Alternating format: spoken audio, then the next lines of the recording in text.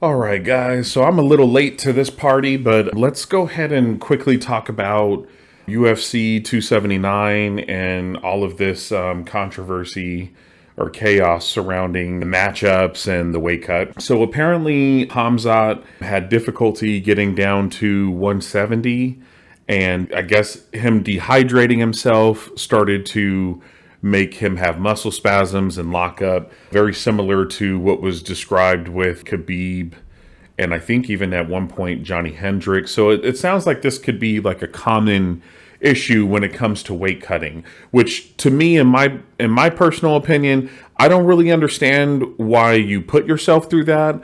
I feel like most guys can be in a weight division where yes, they have to lose weight, but they don't have to dehydrate themselves so much. Because I'm assuming that most of these guys, they want to be fit, right? So they're like, well, I want to lose weight so I can be fit and have good cardio. Okay, dude, but you probably don't have to go down that low. Like Hamzat looks like he can easily be in 205. Honestly, he's definitely tall enough, and so on and so forth. But I think it's really weird how a lot of these fighters purposely register in these lower weight divisions. And in a weird way, I think it's because they want the advantages of being taller and being somewhat bigger. Like, obviously, they weigh the same at weigh-ins. Now, within that day, they rehydrate themselves and they eat and so on and so forth. So I'm sure they gain some weight back and stuff. But they're purposely trying to cut to this weight division because they want an advantage over their opponent. And I think that's kind of a I don't want to say a bitch thing, but it's just like, dude, just fight guys your size. Like I just don't really understand that.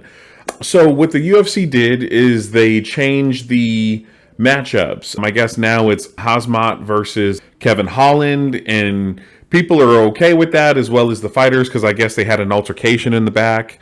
So now they want to fight each other. Now Nate Diaz is fighting Tony Ferguson, and I guess that's a fight that people have been asking for quite some time. So some people are happy with that. I personally wanted to see Nate fight Khamzat, just to kind of see what Khamzat is made of, because as everybody knows, Nate is very durable and he tends to come back the longer the fight goes on. And it kind of seems like what we saw through the fight with Khamzat and Gilbert Burns is if you can just weather his storm, then he starts to decline. But anyway, and then now also to Daniel Rodriguez, I think his name is supposed to be fighting Lee. Honestly, I was kind of excited for Kevin Holland versus Daniel Rodriguez. Like I thought that was a pretty good matchup. They're both strikers and stuff. So I don't really like the matchups. I felt like Kevin Holland and DR were matched up pretty well, both strikers.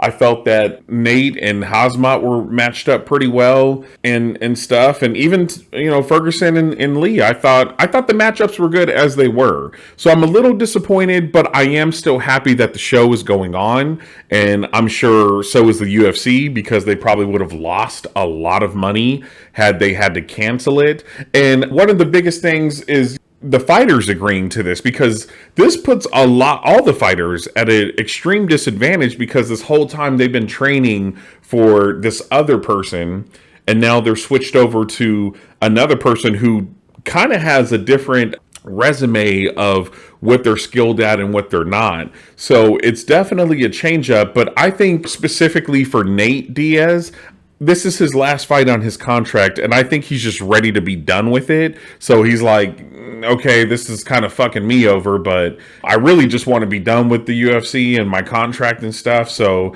let me just go ahead and take the fight. So yeah, sorry about kind of being late to that. That's my thoughts on it and stuff. Hopefully it's a good matchups, and I'm looking forward to them. All right, I'll see you guys later.